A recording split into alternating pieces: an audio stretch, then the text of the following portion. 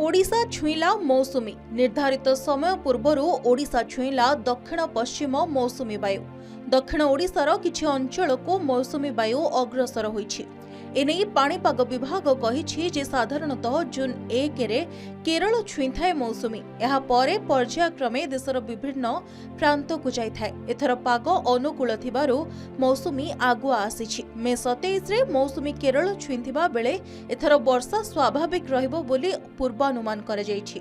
साधारणतः मौसुमी वायु केरल छुईबार 10 रु 12 दिन मध्यरे ओडिशा को प्रवेश करिथाए, किंतु एथर मौसुमी जून पूर्वरु ओडिशा रे प्रवेश करिछि।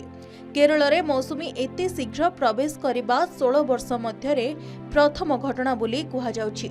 शेष थर पई 2009 और 2001 रे केरल को एते शीघ्र छुईथिला मौसुमी वायु। एपटे राज्य रे लागि रहिछि लघुचाप वर्षा। उत्तर पश्चिम एवं संलग्न पश्चिम केंद्रीय बंगोपसागर उपरे सक्रिय थिबा घूर्णिबलय प्रभाव रे लघुचाप क्षेत्र सृष्टि होइछि।